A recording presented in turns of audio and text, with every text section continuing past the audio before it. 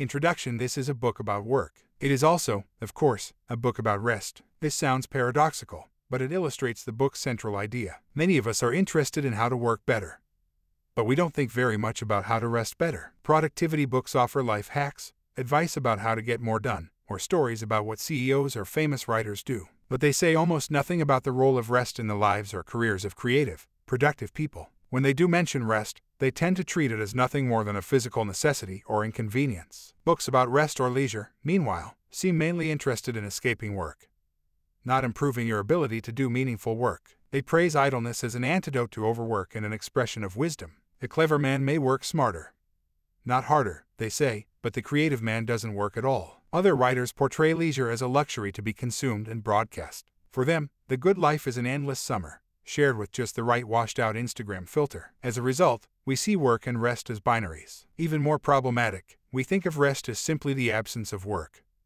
not as something that stands on its own or has its own qualities. Rest is merely a negative space in a life defined by toil and ambition and accomplishment. When we define ourselves by our work, by our dedication and effectiveness and willingness to go the extra mile, then it's easy to see rest as the negation of all those things. If your work is yourself, when you cease to work, you cease to exist. When we think of rest as work's opposite, we take it less seriously and even avoid it. Americans work more and vacation less than almost any other nationality in the world. Contrary to the expectations of economists, as we become more productive, we work longer hours, not shorter. We leave vacation days unused. When we do finally go on vacation, we compulsively check our email. I argue that we misunderstand the relationship between work and rest. Work and rest are not polar opposites. You cannot talk about rest without also talking about work. Writing about only one is like writing a romance and naming only one of the lovers. Rest is not work's adversary. Rest is work's partner. They complement and complete each other. Further, you cannot work well without resting well. Some of history's most creative people, people whose achievements in art and science and literature are legendary, took rest very seriously. They found that in order to realize their ambitions, to do the kind of work they wanted to, they needed rest. The right kinds of rest would restore their energy while allowing their muse, that mysterious part of their minds that helps drive the creative process, to keep going. So work and rest aren't opposites like black and white or good and evil.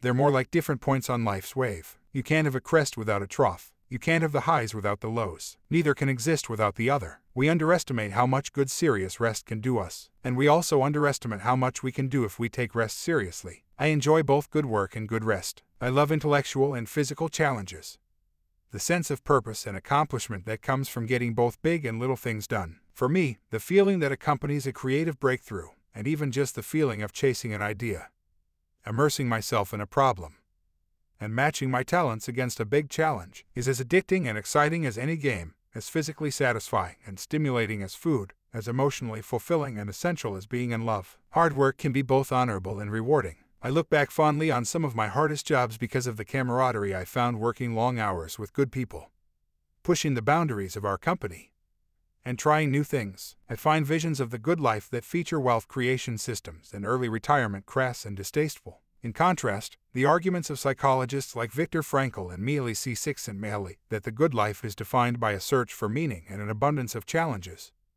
make profound intuitive sense. So my interest in rest doesn't arise from a distaste for work. It starts with a sense that we should embrace challenges, not avoid them, that work isn't a bad thing but an absolute necessity for a meaningful, fulfilling life. But I've also come to see our respect for overwork as, perhaps a bit paradoxically, intellectually lazy. Measuring time is literally the easiest way to assess someone's dedication and productivity, but it's also very unreliable. At the same time, I love serious rest, not idle hours watching Russian dashboard cam videos and taking Facebook quizzes to see which Twilight character I am, but beautifully empty hours that stretch out, untouchable by clients or colleagues or children. I love sleeping, the physical sensation of my body settling into bed, of unconsciousness rising like the moon. I'm motivated to finish my work by the prospect of an hour at the gym. Of course, I can't claim any special insight here. The ancient Greeks saw rest as a great gift, as the pinnacle of civilized life. The Roman Stoics argued that you cannot have a good life without good work. Indeed, virtually every ancient society recognized that both work and rest were necessary for a good life. One provided the means to live, the other gave meaning to life. Today, we've lost touch with that wisdom, and our lives are poorer and less fulfilling as a result. It's time we rediscovered the good that rest can do. While I've had an interest in the psychology of creativity since college, I only began thinking seriously about the role of rest in creative lives more recently. Specifically, during a winter evening I spent with my wife at a cafe in Cambridge, England. I was a visiting fellow at Microsoft Research, working on a project that eventually turned into my book The Distraction Addiction. We would often go to one of the town's many cafes or pubs after dinner. On this evening, we settled at a table with a stack of articles and 2 books I was reading, Virginia Woolf's A Room of One's Own and John Kay's Obliquity. In A Room of One's Own, Woolf compares the lives of dons at well-endowed ancient colleges and the pinched existence of faculty at the newer women's colleges. The ancient colleges offered far greater opportunities to excel, according to Woolf. Not because of their richer endowments, but because of their more leisurely pace. Generous research budgets and obliging staffs gave faculty time for long walks and lengthy conversations. Meanwhile, in Obliquity, John Kay observes that companies that flourished when they focused on great work and customer service often stumble when new executive teams institute strategies focused on improving financial performance. Companies that put profits first, Kay argues, are more likely to lose money than those that treat profit as a byproduct of doing great work. These 2 books triggered an insight about a third that I had been carrying around like a good luck charm, hoping that some of the success the author enjoyed during his time in Cambridge might rub off on me. The Double Helix, James Watson's account of his and Francis Crick's discovery of the structure of DNA. Usually I focused on the competition and conflict in the story, but Woolf's argument that leisure enables productivity and Kay's idea of obliquity made me aware of something I'd never paid much attention to. Watson and Crick didn't just spend time hunkered down in the lab. Lots of the action happened over long lunches at the Eagle pub, during afternoon walks around Cambridge, or while browsing in bookstores. And Watson, despite being locked in a race against some of the most brilliant scientific minds of the century, was constantly running off to conferences, going on vacation in the Alps, or playing tennis. One of his contemporaries said that Watson had time for girls and tennis because he was a genius. But Woolf and Kay made me think, maybe he was a genius because he made time for girls and tennis. Maybe creative achievement needs to be approached obliquely. This idea lay in the back of my mind through the winter. My wife and I both worked hard and got a lot done during our sabbatical, but we also found time for evenings in the pub, Sunday walks to the orchard, quick trips to London, and weekends in Edinburgh and Bath and Oxford. It was an intense and productive time, yet also oddly unhurried. As ardent Anglophiles, we found being in Cambridge intellectually energizing. But I began to wonder if our productivity had as much to do with the pace of our lives as the place we lived. I started to think that maybe our familiar ways of working and living and our unquestioned assumptions about the need to stay always connected, to keep one eye on the inbox at the playground or the dinner table, to treat weekends as a time to catch up on work, and to hold vacations in contempt, actually don't work as well as we think. A survey of the lives of contemporary leaders and creatives made clear that I'd have to cast my net wider to understand rest in productive lives. With a few notable exceptions, today's leaders treat stress and overwork as a badge of honor, brag about how little they sleep and how few vacations days they take, and have their reputations as workaholics carefully tended by publicists and corporate PR firms. They remind us how the working lives of even the most powerful people unfold in an environment saturated with unquestioned assumptions about the virtue and inescapable necessity of constant work. Whether we embrace the idea that overwork is essential for productivity and creativity or reject it, we all are defined by it. When I look to the past, though, the life I had lived during my sabbatical resurfaced. In previous centuries, leading authors, scientists, politicians, and businessmen created masterpieces, won elections, and captained industries while finding ample time for long walks and regular naps, weekends away, even weeks-long vacations. Many had been hard-charging workaholics in their youth, but while their ambitions never flagged, as they matured they learned to lean back, develop sustainable routines, and make rest an essential part of their creative lives. They had to learn to rest, to pay close attention to how they worked and what worked for them. They became sensitive to how changes in their routine affected their ability to think. They experimented with their schedules to discover when they had the most energy and focus. And they tweaked their habits to find rhythms and rituals that helped them stay on their game. In other words, they were not all figures perched on the border between genius and madness, driven to create by unconscious compulsion and uncontrollable passion. They were more like athletes constantly searching for a new workout, improved pre-game routine, or energizing diet that would give them an edge. Anyone looking to the past for models of how to better balance work and rest must deal with the objection that previous eras are too different from our own to allow for useful comparisons. Life was simpler a century ago, distractions were fewer, economies were more forgiving, and leisure was respected. People had more time for rest, Today, the competing demands of work and home, of colleagues and children, leave us with no time to ourselves. Technologies that promise to make our work more flexible instead chain us to work and create the expectation that we'll always be accessible to clients, colleagues, and children. A perpetually uncertain economy requires us to accept these terms or be replaced. In a 24/7, always-on world, the concept of turning off is an anachronism.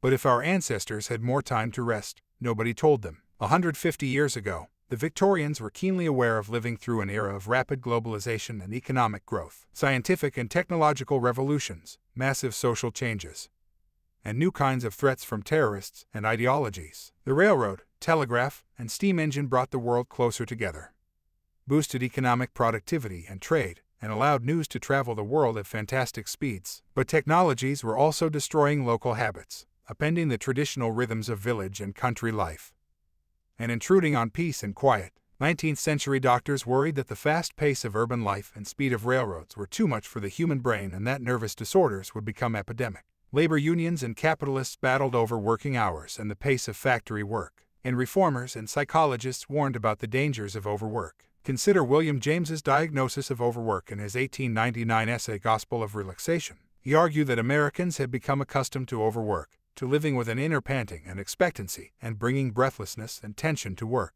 Americans wore stress and overwork like fancy jewelry. They internalized bad habits caught from the social atmosphere, kept up by tradition, and idealized by many as the admirable way of life. He also pointed out that overwork is counterproductive. If living excitedly and hurriedly would only enable us to do more, he said, then there would be some compensation, some excuse for going on so, but the exact reverse is the case. Later generations of efficiency experts confirmed James's argument. During World War I, industrial engineers discovered that factory workers subjected to long months of overtime were less productive and more prone to costly mistakes and industrial accidents than workers who kept more regular hours. Even soldiers who in the past had sought dissipation, not recreation during leave, could find more wholesome rest through organizations like the YMCA and USO, demonstrating how essential recreation is to efficiency. American business journalist Bertie Charles Forbes wrote, "The experience of the victorious armies," he argued, showed that how we spend our non-working hours determines very largely how capably or incapably we spend our working hours. In other words, the world and worries of the Victorians sound very much like our own. Lots of people embraced the challenge of matching the productivity of machines and telegraph networks and tried to work faster for longer hours. They were the rule. Yet some chose to be exceptions, and the choices they made about work and rest helped make them exceptional. Their examples show that we are not condemned by impersonal, global forces to lives of overwork. Other kinds of lives are possible. Their lives also reveal something else. Rest is not something that the world gives us. It's never been a gift. It's never been something you do when you've finished everything else. If you want rest, you have to take it. You have to resist the lure of busyness, make time for rest, take it seriously, and protect it from a world that is intent on stealing it. History shows that it is possible for ambitious, hard-charging people in a fast-changing world to succeed and create while crafting lives that seem far more leisurely, balanced, and sane. But is it possible to explain why rest is important and why we see consistent patterns in how creative people rested? It turns out that in the last couple decades, discoveries in sleep research, psychology, neuroscience, organizational behavior, sports medicine, sociology, and other fields have given us a wealth of insight into the unsung but critical role that rest plays in strengthening the brain, enhancing learning, enabling inspiration, and making innovation sustainable. This research doesn't just present a general case for the value of rest, it shows how different kinds of rest interact with work in the course of the day and over the course of a life. It shows us why some kinds of rest stimulate our creativity while others restore our creative energy. It shows us that restorative daytime naps, insight-generating long walks, vigorous exercise, and lengthy vacations aren't unproductive interruptions. They help creative people do their work. We need to rethink the relationship between work and rest, acknowledge their intimate connection, and rediscover the role that rest can play in helping us be creative and productive. We shouldn't regard rest as a mere physical necessity to be satisfied grudgingly. We should see it as an opportunity. When we stop and rest properly, we're not paying a tax on creativity, we're investing in it. There are 4 big insights that guide my thinking about rest and will be touchpoints as I examine the science of rest, explore how rest allows creative people to do great work, and explain how we can apply insights from science and history to our own lives. First, work and rest are partners. Rest is an essential component of good work. World-class musicians, Olympic athletes, writers, designers, and other accomplished and creative people alternate daily periods of intense work and concentration with long breaks. For a very long time, inspiration and creativity have been something of a mystery.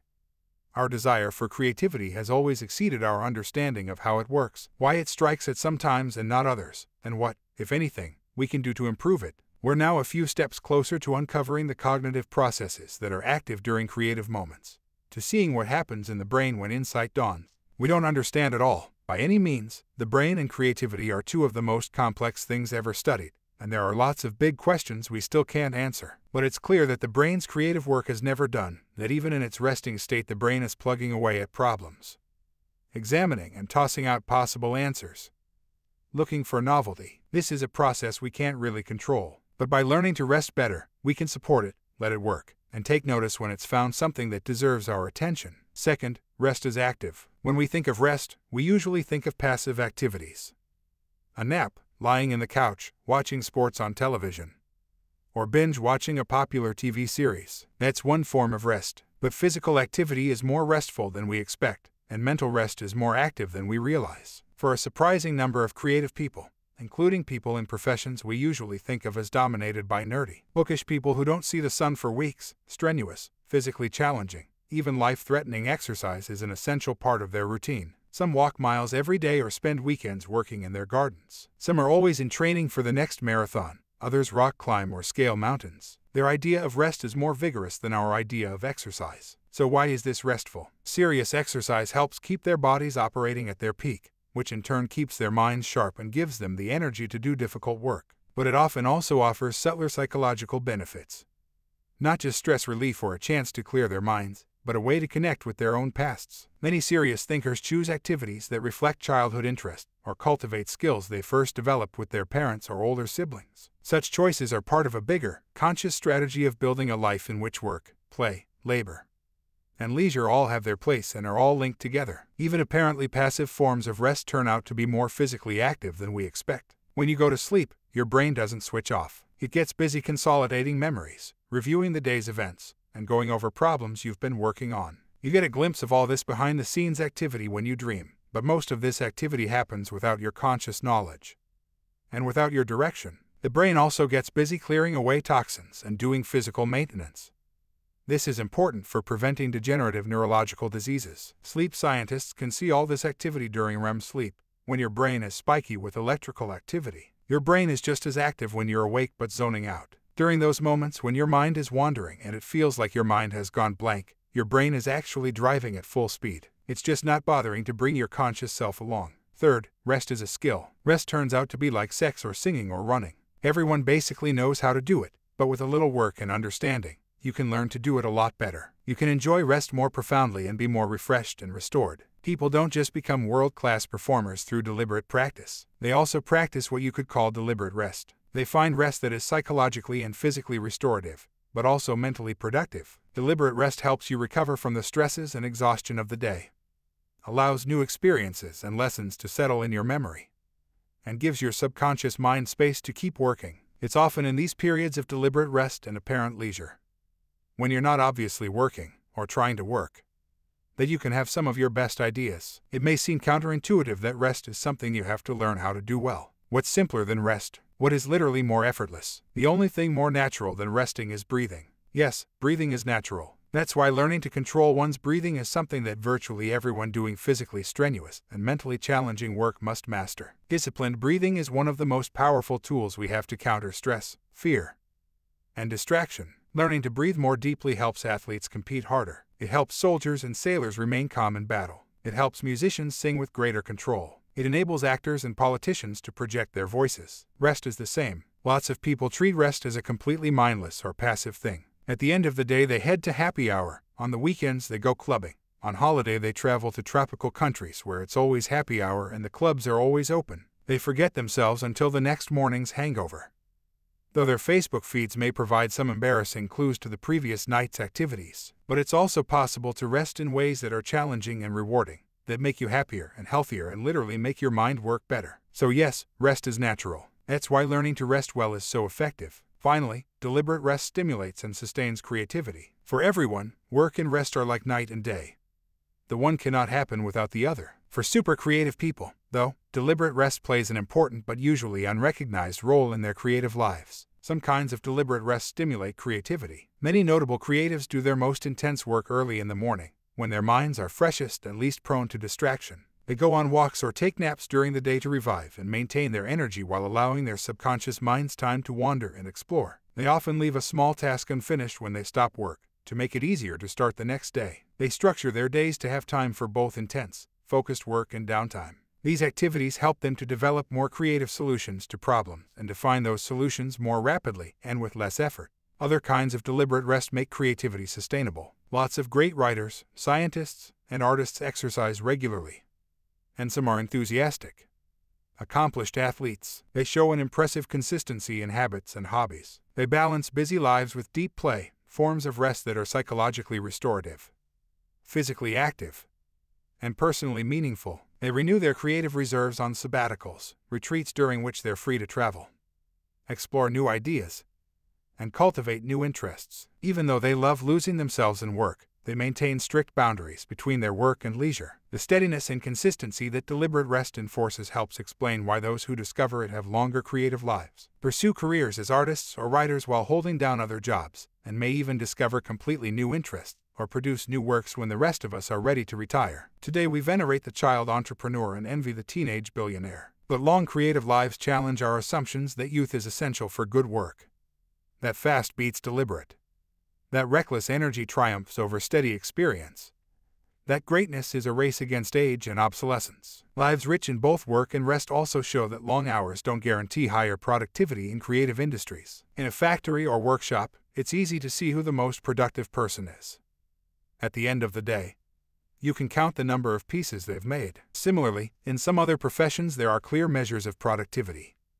The number of customers helped, patients treated, dollars made, cars repaired. But for those of us who work in teams on complicated, open-ended projects, long hours are an expression of our identity and proof of our seriousness. They don't necessarily make us more productive, they make us look more productive. For bosses, it's an easy way to see who's really committed and who isn't, even if it's a terrible predictor of who's going to be good. In Silicon Valley, where I live, the reigning assumption is that success is a race against time and obsolescence. If you're not rich by the time you're 30, before your skills become obsolete and you become too decrepit to work 100-hour weeks, you never will be. This is a model that works fabulously well for a tiny number of people, but many more people who work this way burn themselves out, with little to show for it at the end. But people who learn to rest deliberately can ultimately get more done, for longer periods of their lives. Their careers aren't races against time, because they don't have to be. I should also make clear that when I talk about work, I don't just mean what you do from 9 to 5 or what you're paid to do. Some of us are lucky enough to have jobs that deserve our best selves,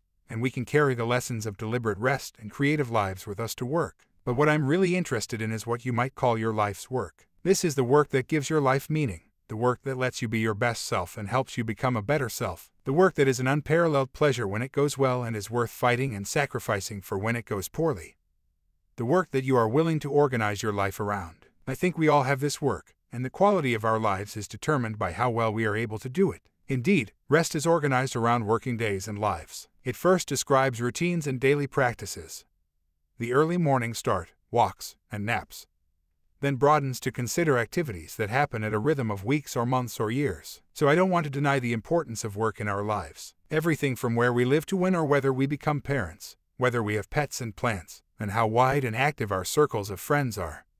These are all shaped by the work we do. The challenge we face when learning to rest better is not to avoid work but to discover how to create a better fit between our work and our rest. This book also isn't meant to just be a life-hacking manual.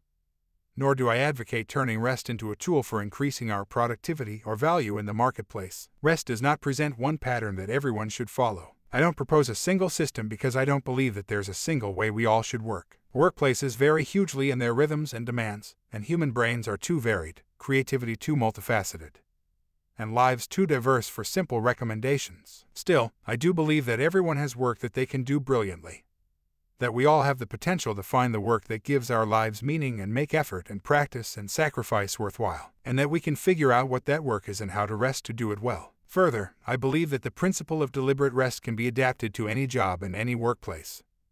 Whether you're a professional, a factory worker, a police officer, or a parent, If you recognize that work and rest are two sides of the same coin, that you can get more from rest by getting better at it, and that by giving it a place in your life you'll stand a better chance of living the life you want, you'll be able to do your job and your life's work better. The problem of rest only in recent history has working hard signaled pride rather than shame. Nassim Nicholas Taleb, in his 1897 book Advice for a Young Investigator, the Spanish neuroscientist Santiago Ramón y Cajal warned aspiring young scientists that two major impediments would stand in their way as they tried to make new discoveries. First, science had become a source of industrial and political power and growth of the scientific community, as well as faster communication within the community through journals, conferences, and newspapers, had made science faster and more competitive. No longer could scientists afford to concentrate for extended periods of time on one subject or think deeply in the silence of the study, confident that rivals would not disrupt their tranquil meditations. One had to hurry to stay ahead of the competition. Research is now frantic, he warned, and this meant that fast, superficial science, and lots of it, won over slower, deeper, and more profound work. Second, most scientists assumed that long hours were necessary to produce great work and that an avalanche of lectures, articles, and books would loosen some profound insight. This was one reason they willingly accepted a world of faster science. They believed it would make their own science better. But this was a style of work, Ramón y Cajal argued, that led to asking only shallow, easily answered questions rather than hard, fundamental ones. It created the appearance of profundity and feelings of productivity but did not lead to substantial discoveries. Choosing to be prolific, he contended, meant closing off the possibility of doing great work. Although Advice for a Young Investigator was published in 1897, it is still worth reading. Ramón y Cajal was one of the founders of modern neuroscience. He helped prove that the nervous system was composed of many cells and developed staining techniques that made it possible to study neurons, the axons and dendrites along which signals pass between neurons, and the star-shaped glial cells that support the neurons. He was a deeply talented illustrator, and his drawings of the brain are still used by teachers. He published some 300 articles and monographs during a career that lasted 50 years, on subjects ranging from neuroscience to public health to science fiction. When someone with his accomplishments offers advice, we should listen. Ramón y Cajal's diagnosis of the challenges facing researchers remains timely. Complaints that modern life deprives us of opportunities for rest are as old as modern life itself. But even after more than a century, his argument that scientists are forced to trade quantity for quality, that overwork is the norm, and that the fast pace of scientific life discourages engagement and serious thinking, would resonate in any lecture hall today. And his recognition that this race to superficiality is driven by external and structural, as well as internal and cultural, forces is still a useful way to understand why we struggle to recognize the value of rest and make a place for it in our lives. The idea of work and rest as opposites and competitors now seems perfectly logical.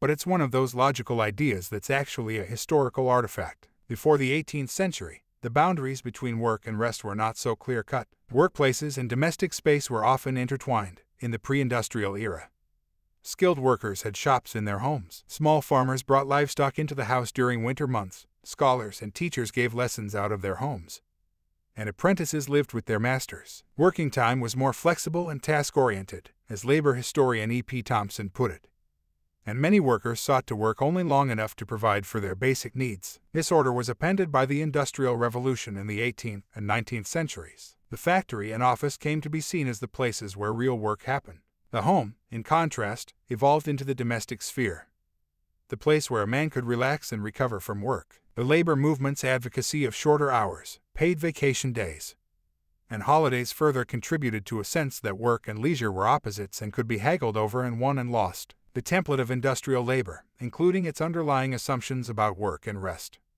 was copied by service industries, professions, and bureaucracies in the mid-19th century. The modern office was conceptualized as a machine for rationalizing and organizing intellectual labor, and it copied the working hours of factories. But the model has been an imperfect fit in creative industries, as it's extremely hard to measure productivity and quality in creative and knowledge work. In factories and fields, you can point to tangible products at the end of the day.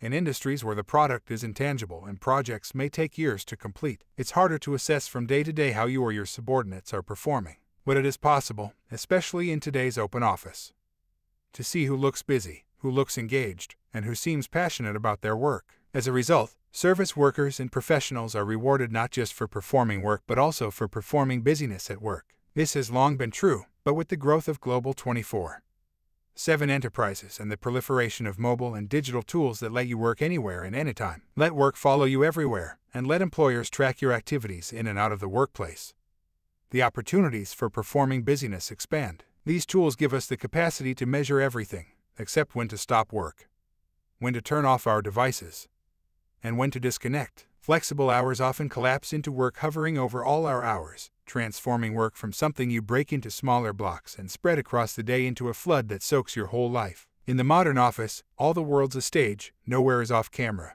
and the performance never stops. Stories of consultants and law associates who schedule email to go out in the middle of the night, or workers who wear fatigue as a badge of honor update an old problem. In 1899, William James noted that many Americans had gotten into a wretched trick of overwork and overextension, which increased the frequency and severity of our breakdowns. An anonymous writer in Singapore's Straits Times observed in 1913, "The tendency of the present age is to mental overwork and the exhaustion of the brain force." 2 years later, Bertie Charles Forbes noted that the modern industrialist works harder than any of his workmen, and the banker gets early to his office and performs more work, and brainier work, than any other 3 men in his nerve-wrecking profession. Such men had made America the envy of the world, he said, but they were committing suicide by overwork. Since the 1970s, a combination of forces has made the problem of overwork more pervasive. The service sectors in Western economies have grown dramatically while employment in manufacturing has declined. The erosion of labor unions and workplace protections has led employers push for longer hours, while global competition,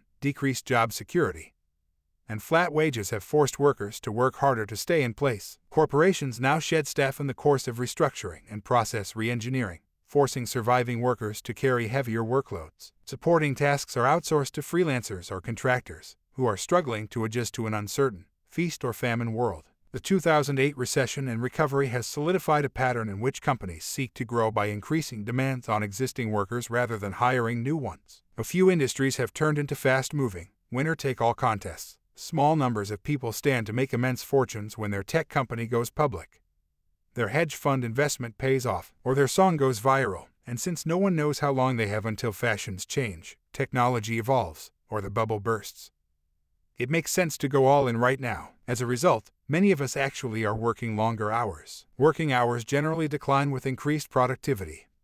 But in the 1970s, increased productivity stopped yielding shorter working hours.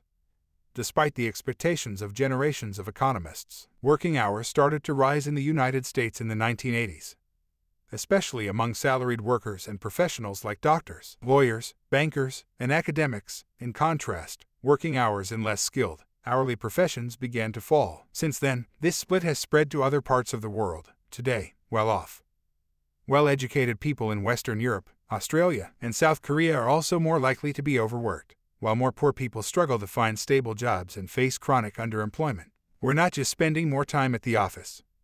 Informal work also absorbs more of our time, according to a 2015 Bureau of Labor Statistics report.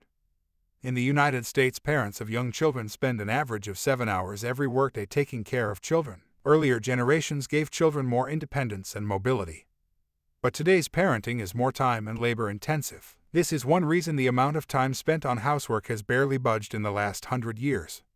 Despite the invention of dishwashers, washing machines, and other appliances, we also spend more time commuting to work, and the proportion of people with long commutes is rising, too. In the UK, according to a 2015 study, roughly 3 million people, or 10% of the labor force, spent more than 2 hours a day commuting in 2014. A figure that had increased more than 70% since 2004. In the United States, workers spent an average of 21 minutes commuting in 1982. By 2014, that number had climbed to 26 minutes, with 17% of commuters spending 45 minutes or more commuting. We may see overwork and the marginalization of rest as a consequence of automation, globalization, the decline of unions, and the growth of a winner-take-all economy. But it also has an intellectual history, as Joseph Pieper, a German Catholic theologian and professor of philosophical anthropology, noted in a slender meditation on the place of leisure in modern society published just after World War II. Must Uncult trace the history of Western thinking about how knowledge is produced, and how the rise of modern industry and bureaucracy changed how we think about intellectual activity. Indeed, Pieper would have noted that phrases like producing knowledge and intellectual activity are very modern. They assume that ideas are like manufactured goods and that knowledge workers are workers, presumptions that earlier eras would have found absurd. In ancient and medieval Europe, philosophers argued that the exercise of pure reason was never sufficient to make sense of the world. Knowledge required the marriage of logical and discursive methods and contemplative practices and attitudes. Intellectus, in turn, was enabled by leisure, which Pieper described as not just a result of spare time but an attitude of non-activity, of inward calm. The philosopher's capacity for insight had its center in this tranquil silence that only the world's deep truths could disturb and that provided space for the cultivation of intellectus. Leisure was, as the English translation of Masson Cult put it, the basis of culture. Modern thinkers and industry destroyed this organic vision, Pieper argued. Immanuel Kant argued that only active intellectual effort could serve as a firm basis for knowledge. As he put it in 1796, reason acquires its possessions through work, and forms of knowledge that claim anything other than formal, rational foundations are suspect. Cognition, Pieper wrote, became in the 18th century an active, discursive labor of the ratio alone, and intellectus and leisure were discarded. Knowledge wasn't just the product of work. How hard you worked to produce it became a measure of how significant and profound the knowledge was. Disciplines that were hard to master, like physics and mathematics, came to be seen as more profound than softer fields like botany and natural history. Their knowledge closer to the realm of absolute and ultimate truth. Philosophy only mattered if it was the product of Herculean labor. As Kant put it, anything created through contemplation was, by definition, less impressive and trustworthy. The rise of industry and technology, growth of the modern bureaucratic state, emergence of the modern office, rise of the labor movement, and triumph of the marketplace completed the transformation of knowledge from a product of leisure to a product of, production. The philosopher, writer, and scientist were all turned into intellectual workers, their products subject to the regulation of the state and judgment of the marketplace. Some fought back. The 19th century romantic genius declared that he created only for himself and his muse and turned his back on the dictates of the market. Likewise, the liberal arts were reinvented as treasuries of timeless knowledge, a canon of great works stretching back to the beginnings of Western civilization. But these were small battles in a much larger war. By the mid-20th century, Pieper lamented, the conversion of thinkers into intellectual workers was complete. The whole field of intellectual activity overwhelmed by the modern ideal of work and is at the mercy of its totalitarian claims. He wrote, while space for contemplation and leisure had been eliminated in the name of planned diligence and total labor. These philosophical arguments might seem arcane, but the assumptions that knowledge is produced rather than discovered or revealed, that the amount of work that goes into an idea determines its importance, and that the creation of ideas can be organized and institutionalized, all guide our thinking about work today. When we treat workaholics as heroes, we express a belief that labor rather than contemplation is the wellspring of great ideas and that the success of individuals and companies is a measure of their long hours. We take for granted that great companies are built by hard-driven, work-obsessed founders who inspire others to chase the next breakthrough and stay ahead of the competition. In a world where we're all encouraged to become entrepreneurs, figures like Steve Jobs and Elon Musk become the standards against which we're supposed to measure ourselves. It's not just executives who are workaholics. Polymaths such as James Franco, Dr. Dre, Madonna, Kanye West, and Gwen Stefani combine careers as actors, musicians, entrepreneurs, fashion designers, and authors. Modern assumptions about knowledge as product and labor are also built into open office layouts meant to support collaboration between groups or spark serendipitous exchanges in the line at strategically placed water coolers. Such designs assume that new ideas emerge from a stochastic process of people and ideas bouncing off each other, from brainstorms and chance encounters, rather than from contemplation or deep thinking. Santiago Ramonycajal argues that a view of science as demanding countless hours of dedicated effort, as a kind of intellectual work, as Joseph Pieper put it, leads investigators to waste their energy on small and superficial problems. However, he has a solution: the cultivation of cerebral polarization or sustained concentration, a state of deep focus necessary to do great science.